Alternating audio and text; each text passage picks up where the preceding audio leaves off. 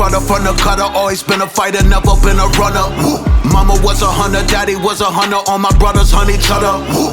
Known to knuckle up and uppercut, slugger, puncher, snuffer, stunner, thugger, gunner, stutter, blood, sputter. You gon' do the Brooklyn, Brucker, Pucker, kind of drummer. Father thought I was a parasite in mama belly, but he had it wrong. He ain't know he had a spawn of a warlord till in 9 months I was born. Big, black, strong, body of LeBron. I'm a big king, killing all the pawn. Better be informed when I blow the horn, bringing in the dust, waking up the dawn, looking at a card. Ooh. Prophesized by the shaman voodoo. Seen it all through the eye of Horus that I watch and view through. There was other warriors before me, but they not this brutal. All this money, but I'm not Maputo. You don't know me, you forgot, now you do. Shaka Zulu, Shaka Zulu, Shaka Zulu. Yeah, I got a question. Yeah, so I've interviewed hundreds of speakers, peoples throughout the last decade, and met some of the most brilliant brothers and sisters on the face of the earth. And it seems as though, been to countless spiritual conferences, it seems as though one of the hardest things to accomplish when I interview and I just analyze everybody that I come across is finding your true love or your soulmate. So I've seen people accomplish their financial goals, their career goals, their goals as far as their children, their goals as far as their health. I mean, they're as healthy as can be. They're damn near breatharian. But when it comes to finding that love, that soulmate, I see a lot of lonely spiritual people, advanced people at that. So why does that seem to be the thing that kind of seems to be so difficult for everybody in this realm? And you,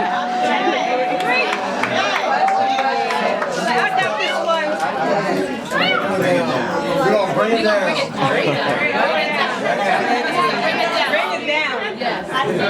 Great question, by the way. Thank you. When you enter into a certain realm of spirituality with yourself, a lot of people on the outside of yourself can't match that energy or are scared or intimidated. It doesn't matter if my brother over here all the way at the end. High energy, spiritual realm, crazy. I don't even think I'm there. So if I was to get with him, would I match him?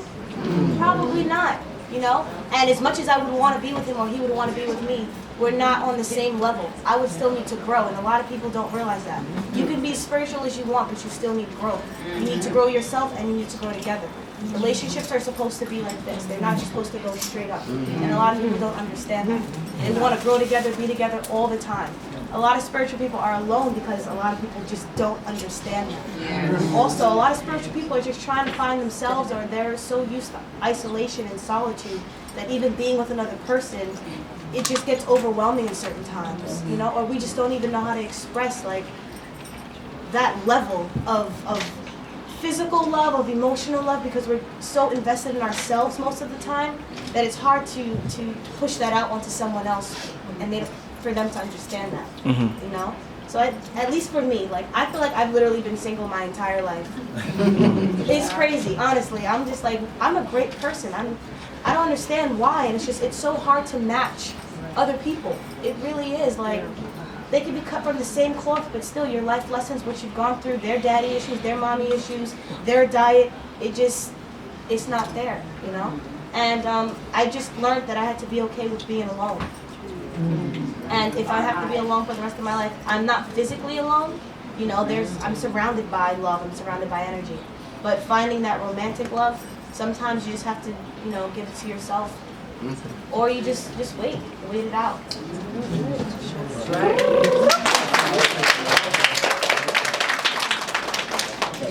So I've been married to my wife right here. Where you at, Andy? Come on, show your face.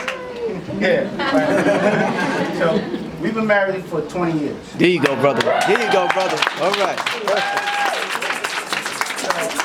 I think at this point I could say a few things on that, right? So I think what the key to finding the right partner is putting things on the table from the first date. It's kind of like when I met my wife, we went out to dinner. Okay, now some of you women might think I'm a jerk, but what I was doing was trying to figure out who I was sitting at the table with. Okay, so we went out to dinner, and one of the first things I said to her was, and I was only playing, but I just said it to see the response would be. I said, when I go out to dinner with a woman, especially if it's her idea, she should have her half, right? She should have her half. And the first thing she said to me was, I don't need that from you. No, but honestly, the only reason why I said that was because I was in a position where I was making a certain amount of money. And a lot of the women I was dealing with were really just trying to get access. You understand what I'm saying? So my thing was to find out if this is a woman that wanted me to just pay for everything she owns, or if this was a woman that wanted to be my partner. You understand what I'm saying? So at this point, when she said, I don't need anything from you, it was kind of like a, okay, we're over step one. We're over step one. Step two. Okay, let's have dinner. I want you to come by my house and I want to cook for you. Come to your house. Yeah, I want you to come by. I want you to see who I am. I want you to see how I'm living. I want you to know everything about me before you go on another date with me. Okay?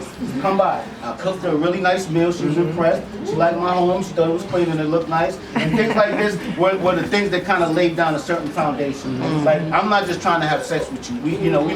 We never touched each other. We went to bed, woke up the next morning with full respect. Okay? When the time is right, the time is right. But the point I'm trying to make is, I had to make sure that I like her and I had to make sure that she liked me first. Okay? And that was the first thing. Everything else out the window. We got to see if we like each other. Then we have to lay the law down. What is it that you don't go for? So I know right now. And I'll let you know all the stuff I don't go for. And at the end of this conversation, if we both feel like this might not work out, then we just saved ourselves a lot. You understand what I'm saying? So the things that I don't go for, she was okay with. The things she don't go for, I was okay with. I said, I think I can do this. And then we was like, okay, let's live the rest of our lives.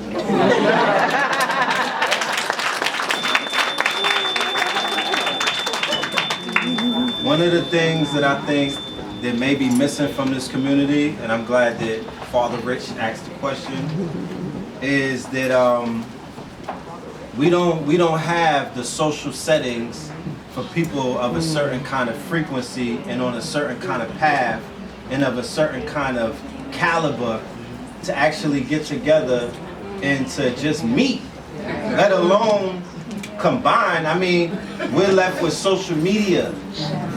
We've been demoted as a people in our social interactions, especially in this community where, like I stated earlier, we begin to magnetize certain types of energies to us and repel certain other energies.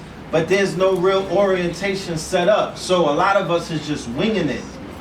One of the things that I was able to do in one of my relationships when I was in Atlanta is I got a reading by a married couple who a group of elders by the name of Sandra Frazier and Jerry Miller. And they broke out the pendulum and they also broke out the cards and they went spiritual with us. And what they told me and my mate at the time was that we were going to be together for a season.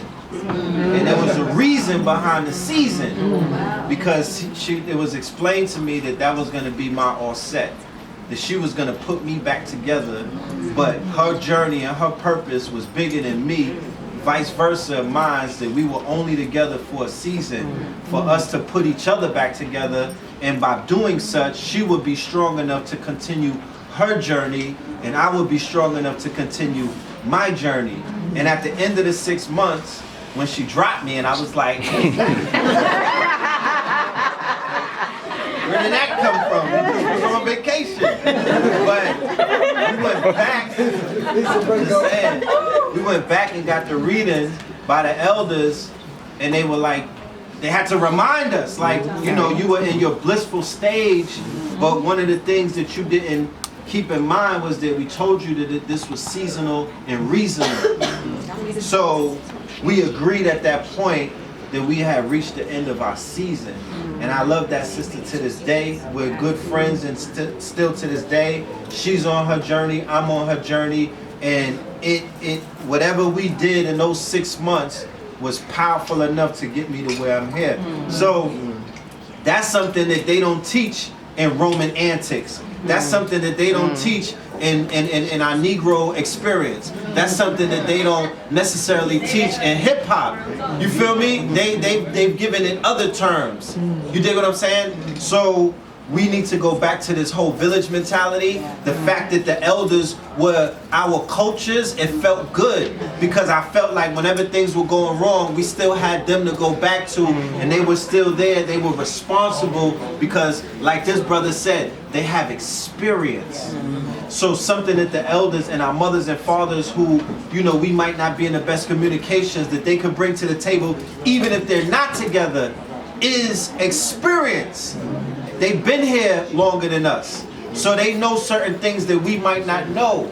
So we should begin to move a little bit like that. But I'm saying all of that to say that those of us that are promoters, we should hear the cries of the community that they're lonely and they want to meet their mates and they feel like they deserve it. I got sisters who are qualified and they like, yo, where are our men?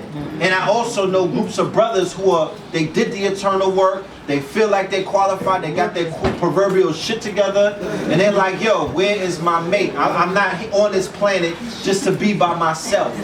You feel me? Me and the internet. Like, so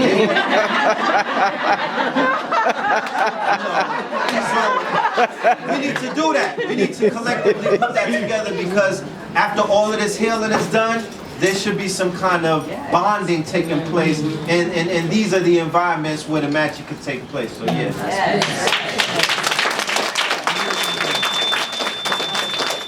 I have to skip over me only because I think all the things I probably would have said was just taken. Relationship insurance. You know. All right. Relationship insurance. You went already. Insurance, that's right. That's the RI. When you have that RI, then you put yourself in environments where, you know, you probably don't have to use it. Right? And as like he said and she said that that's something he said, she said, that's all. But like they said, it's really about attracting, putting yourself in environments where you can attract the reflection. If I know that I don't smoke and I don't drink and I don't do certain things and I'm the type of person, then I can't expect to find that in an environment that's foreign, where that really doesn't lie at.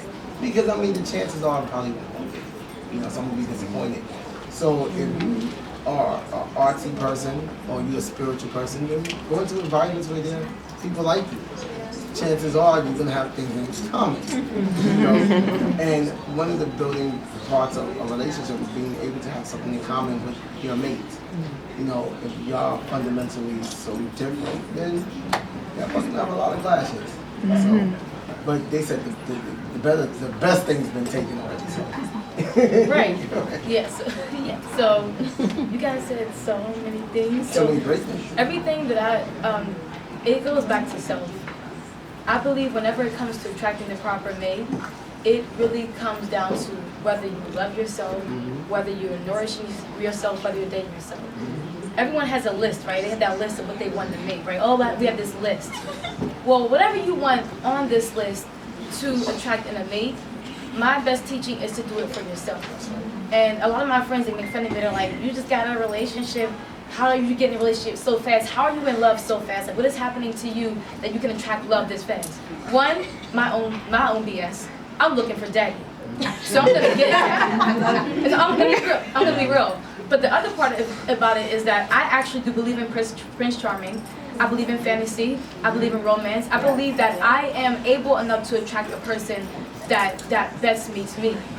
But at the same time, because of my own issues, I am searching for someone to replace the energy that I did not have. There was a point, I was actually getting to a point, I'm forgetting it right now. What was the point? There was a point. Self-love.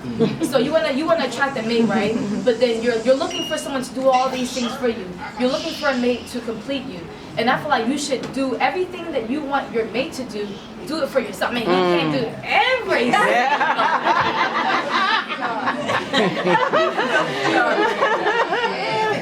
Where's my mate at? Are you embarrassed? You're talking shit. Excuse me, excuse my language.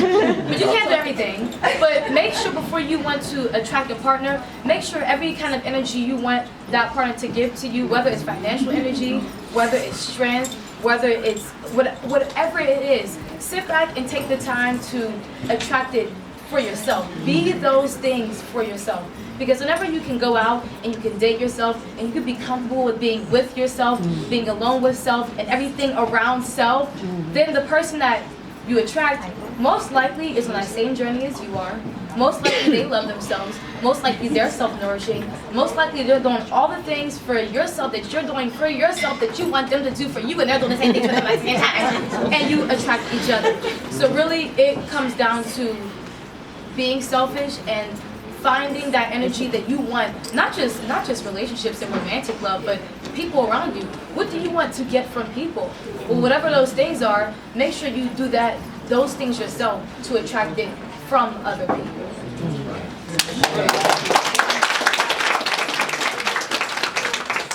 I want to acknowledge that we have a new ancestor that has just entered in the ancestral realm today.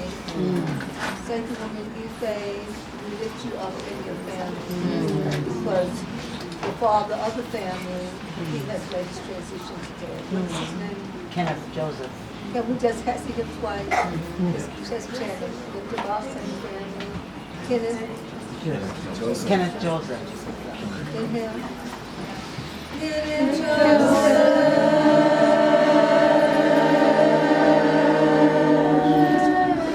Being such a wonderful father to the children, they love you, they mourn for you. Again, inhale, exhale. Kenneth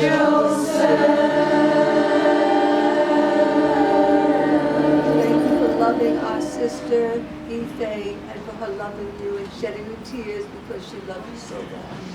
To one's her. It's a transformational journey. And I also say that because of the daughters, if your father only looked at you for a moment, I would do the same thing. You know, because sometimes if the father stays in the house, he might hurt you more. So you have to give thanks that he left when he did, because he was probably not able anyway at that time. And so when he comes 20 years later, he's afraid at that point to even speak to you. But when he comes, because you cried and you prayed, everything else for your father to come, then open your heart and say, my dad is here. And the sister was angry at her father all her life, and then one day she finally met him, and he died a week later. So your gratitude has to enhance. One day you'll be your parent already. I just wanted to say that because we always think as parents, we're just the best. I did this, you have a list. I did this, I did that. All that you did. And when the child grows up, they say, oh, but you know what?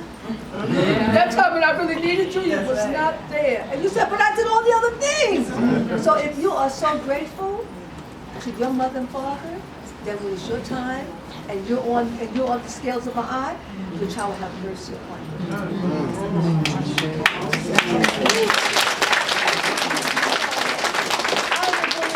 Experience. I've had 3 soulmates. And how I look at it all, it's all transformation. I don't look at it as a divorce. Because they were all my lessons. And I thoroughly received my lessons. I studied them all because they're all me. So it's a self-study of myself. So in my analyzation of my own self, of what state of mind, what attitude, how was I thinking, what was I needing, what was I feeling void about, how was I eating, everything showed up in this being that I attracted and grew. I created that relationship. And I analyzed all the stages of my life from myself, where I was before that relationship. So the last relationship, he's the love of my life. So how in the world, and when you look at the book, you say, my God, look how she's looking at him. And for his birthday, I did dance for him. But I danced for the whole nation because I love my whole nation. But also, you get to a certain point in your development that you get real about your next level. And our levels, we both Garveyites. Raised to be Garveyites, so it's about the people. So we did this and we did this, and 19 years doing this and study and grow together. But I don't really see it that way. Well, I don't really see it that way. We have tribunals. Well, I really don't see it that way, but I love you so much. But I don't really see it that way. But wait, I really don't see it that way. This is how I see it. We were raised different, but we were raised the same. And when you get to that point, the crossroads, you might have to evaluate yourself and what you have to let go of now, and then what you have to embrace. So I have learned to transmute, and my whole spirit is love.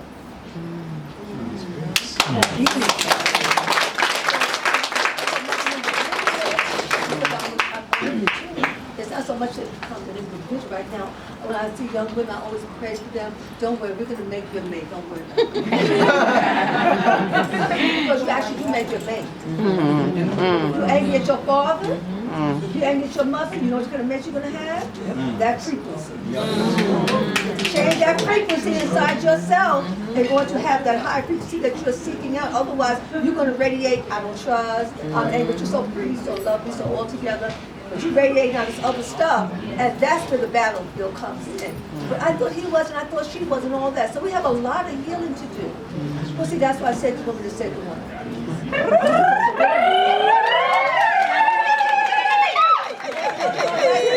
We miss that.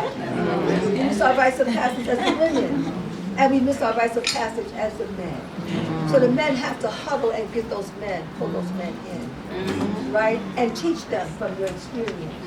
And the women have to huddle together and teach them so that they will not be broken when they see each other. And if we are a community and a village that we are building and growing, then when there's an issue, you have us to come to. And we will walk you and we will help you and we will show you the way to make it work. Yes. Okay, so we're going to work with each other and heal all our relationships. So love your mother, where she is, and love your father. And your heart will no longer be broken. Because otherwise, Daddy, this is not your daddy. This would be your man.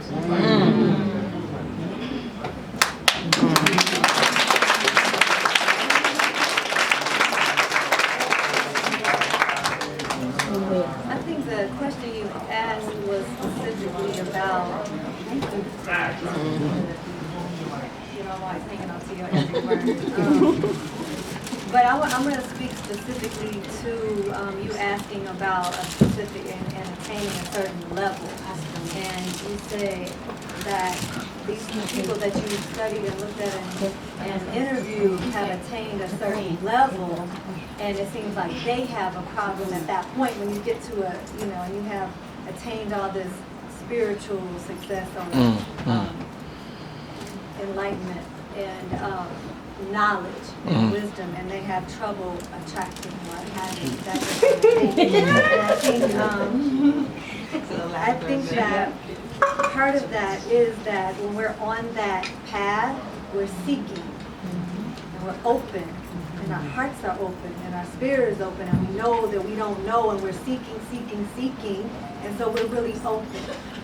And then when we think we've arrived and we think we've got absolute beliefs that lock us in now, and now we're stuck in this belief that I know what I know, and it's a little less humility because I know this and I've attained this certain level and I know. And I think it's our guru that says the one thing that freezes the human intellect is having an absolute belief system, because now we're no longer seeking and hoping, we're believing, and that's dangerous because you get into a pattern of belief and nobody can change that. So I think even in a level of relationship, some people get to that certain level, and it's a lot of it may be intellectual, as opposed to sometimes we have a lot of book knowledge and we have a lot of head knowledge, and we can spew out these concepts and talk about, so we have this appearance of high level spirituality, but we're closed off and stuck in an absolute belief, and we're not seeking anymore. So it becomes almost like we're in our ego now again, as opposed to where we were when we were humble seekers, just desiring to know more and get more and being open to people and frequency and love. And now we're here and we think we've arrived. And so I think that part of that then begins to close you off to being open and receptive to love, and understanding that we don't know everything.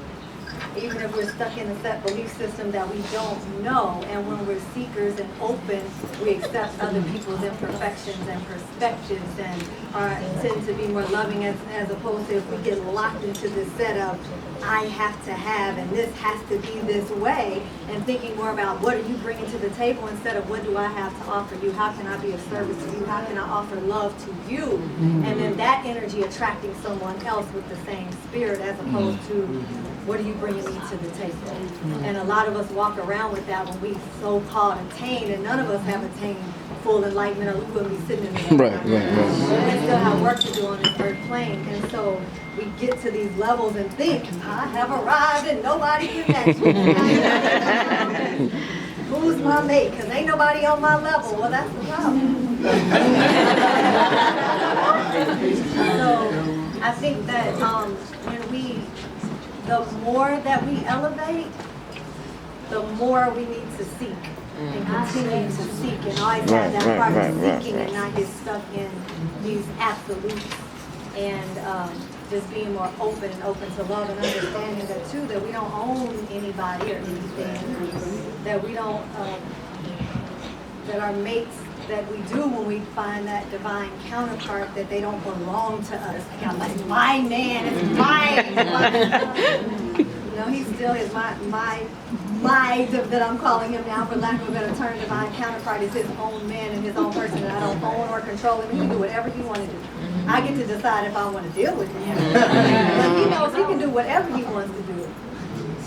You understand what I'm saying?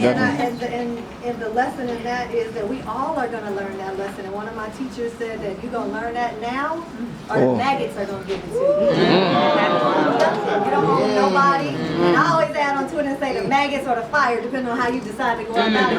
You learn, are you going in the ground way? Where's the ground?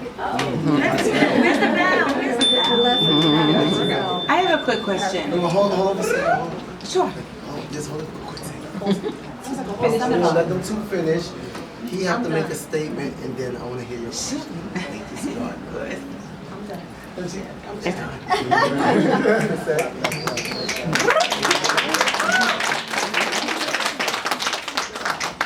I agree with you so fully. It's almost like I feel like my heart is like beating like into. I don't know how this works, but I just feel you so fully. And something you said, yeah, absolutely. Something you said earlier, and I so believe this, is it takes discipline to not cross the line between sensuality and sexuality. And it's a very big deal to be comfortable in sensuality and enjoy it and experience it and be able to give it to many beings, and to be okay with the scariness of it, right? The vulnerability of it, without crossing into a place that takes away from you, right? Because when we give love, it doesn't take anything away from us. But when we give that kind of a union, sometimes we feel like we've lost something. So being okay in that sensual space with people in general, with love, loving people in general. A lot of times when we talk about soulmates, really, we're just regular, everyday people who want to be loved and who want to love people. And we want to hug people, and we want to ask people what their dog's name is. We want to buy the person behind us a tea or a coffee, and we hold that in. And so we're tense and we're tight because we're not giving this love that we so deeply want to give. And so we live in this fear of loving. And so when we talk about isolation now, a lot of times we don't have to be isolated. A lot of times we decide on isolation because we're so afraid of sensuality. Us women, a lot of times, sensuality is frowned upon. I want to hold my best friend's hand when I walk down the street, but I don't know what people are going to think. My little sister, I want to hold her in bed so that she can cry in my arm and fall asleep, but I don't know if that's exactly right. Well, guess what? I just want to hold my sister. I just want to love my sister. I just want to pour out on the phone. And we don't pick up our phones the way we used to. We don't text back the way we used to. We don't even comment the way that we want to because we're afraid of sensuality. And we call it thirsty and thirst trapping when really it's love. That's all it is. So I think a beginning step to finding your soul mate is realizing how many mates there are that just want to walk this life with you, just want to rock out with you, and who just want to love on you, and who want to be loved, who want to be helped, who want to be touched, who want you to pay for their manicure.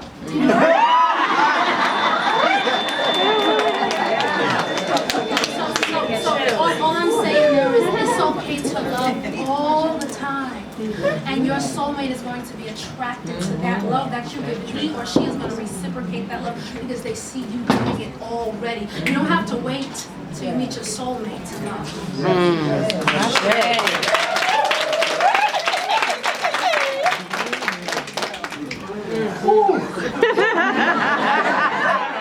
I'm so sorry. Before you say it, you just have to speed it up. I'll make it quick. All of y'all did a fantastic job about explaining that, and I'm going to go with the brother's initial question. A lot of the reasons why that, the elevator points tend to be, alone, things like that, it's because, and we have to stop doing this, we feed into too many stereotypes. We do. And when I say we feed into too many stereotypes, stereotypes are just insecurities from other people that just put that stamp on it. And you can create your own stereotype for yourself. To the point that it's like this, you know what? Nobody is worthy, or I don't see this person worthy of my aspect. And it's like this, when you feed into that, it becomes your reality. I'm very big on metaphysics, very big on metaphysics. And I learned that your thoughts become matter. It becomes matter. So when you actually feed into that particular label or that stereotype, guess what? You are actually repelling these potential soulmates that you're yearning for, that you're actually looking forward to. So my whole thing is this. You work on the positive aspect of you. Don't feed into the stereotypes of being like this. Nobody can get me, because I sit down with plenty of brothers who are successful as hell. I'm not even talking about on a financial aspect. When I hear these brothers actually be transparent and they are actually comfortable with their vulnerability, I'm like this, well, damn. I know some sisters that will make, oh my God, they'll make a home for you, brother. But the thing is, the reasons why we have this is because the brothers is like this. They're not out there, and it's like this, who is saying that? But you're saying that. So you're actually feeding into the whole manifestation of actually rejecting your potential soul. So I'm telling the black women who are out there, who are actually ready to actually connect with us, brother out there, there are black men who are working on themselves, who are actually taking the initiative to actually be better than they was, and they are looking for you. They are looking for you. And for my brothers who are thinking that sisters aren't out there, you see all these beautiful black women who are here, who are single, or who are out there that I talk to on a regular. They are out there. Stop feeding into the stereotypes that are out there.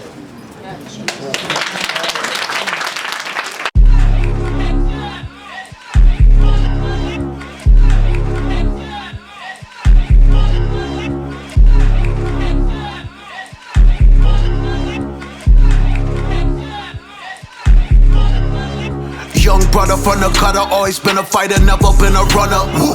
Mama was a hunter, daddy was a hunter, all my brothers hunt each other. Woo. Known to knuckle up and uppercut a slugger, punch a snuffer, stun a thugger, gonna stutter, blood a sputter. You gon' do the Brooklyn, pucker, kinda drummer. Blah. Father thought I was a parasite in mama belly, but he had it wrong. He ain't know he had a spawn of a warlord till in 9 months I was born. Big, black, strong body, your LeBron. I'm a big king, killing all the pawn. Better be informed when I blow the horn, bringing in the dust, waking up the dawn, looking at a card. Prophesized by the shaman voodoo. Seen it all through the eye of Horus that I watch and view through. There was other warriors before me, but they not this brutal. All this money, but I'm not Maputo. You don't know me, you forgot, now you do. Shaka Zulu, Shaka Zulu.